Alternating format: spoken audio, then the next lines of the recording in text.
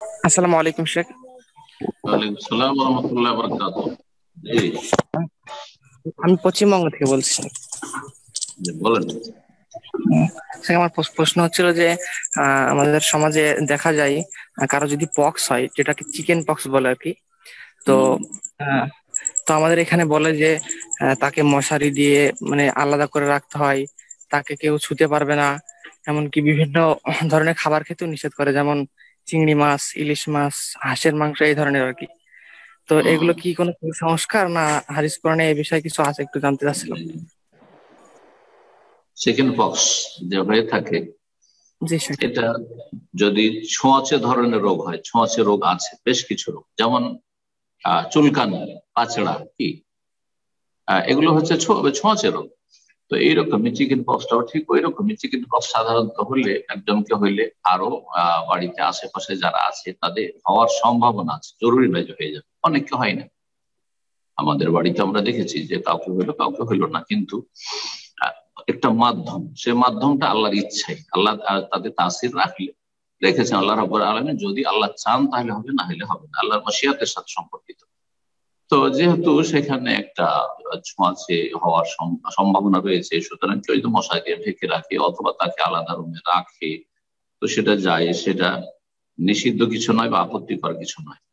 আচ্ছা, খাওয়া দাওয়ার ক্ষেত্রে যদি বলে পথ্য এই খেতে হবে, এই খেতে হবে, এই খেতে হবে না, আর সেটা যদি সায়েন্টিফিক হয় যে শরীরটা আসলে শুশুর করে, চুলকায়, আর আপনার অনেকের আপনার চিংড়ি মাছে অ্যালার্জি রয়েছে, চুলকানি রয়েছে, বা তাতেও রয়েছে হয়তো, তো এরকমটা যদি হয়, যেমন বেগুনে চুলকানি রয়েছে, তাহলে এগুলো খাবে না, তাহলে ঠিক আছে।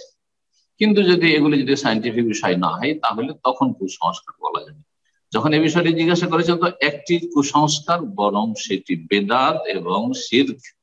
সেটা হচ্ছে অলৌকিক লক্ষণ মনে করা, বা কোনো কিছুকে কারণ নয় কিন্তু কারণ মনে করা, মাধ্যম নয় কিন্তু মাধ্যম মনে করা, এটাকে শিরকে আসগার বলা হয়েছে।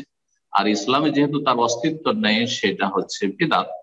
তা হচ্ছে যখন আমাদের সমাজে চিকেন পক্স হয় অথবা হাম হয়, হ্যাঁ, আর এই দুটোর ক্ষেত্রে অথবা কোনো একটির ক্ষেত্রে, আমি জানি যে গ্রাম অঞ্চলে কুসংস্কার আছে যে যখন একটু ভালো হবে ছেলেটি বা বাচ্চাটি, ভালো হবে, তখন তাকে 7 রকমের মিষ্টি নিয়ে এসে খাওয়াইতে হবে হাট থেকে, বাজার থেকে। শুনেছেন কিনা আপনারা? 7 রকমের মিষ্টি নিয়ে আসবে, একেবারে 7 রকম। বলছে যে ভালো করে খাওয়ার, সবগুলি খাওয়া, 7 রকম খাওয়াইতে হবে, জরুরি। না খাওয়াইলে তার ক্ষতি হয়ে যাবে অথবা অঙ্গহানি হবে। এগুলো শিরকি আকীদা, এগুলি হচ্ছে তেয়ারা।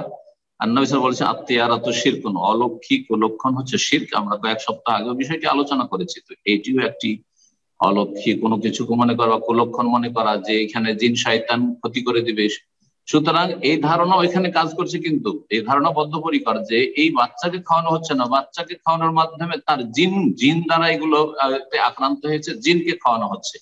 আর জিন যদি 7 রকম না খেতে পায়, তাহলে কিন্তু ক্ষতি করে দিবে, তার চোখ চলে যাবে, না হাত চলে যাবে, না পা চলে যাবে, ইত্যাদি। আউযুবিল্লাহ। শুধু এইরকম যদি হয়, তো অনেক সময় বড় শিরকে পৌঁছে যেতে হয়। সুতরাং এইরকম যদি আকীদা থাকে, সেটি বিদআত, সেটি শিরক। ছোট শিরক তো অবশ্যই, বড় শিরক হয়ে যেতে পারে, আল্লাহ যেন হেফাজত করে।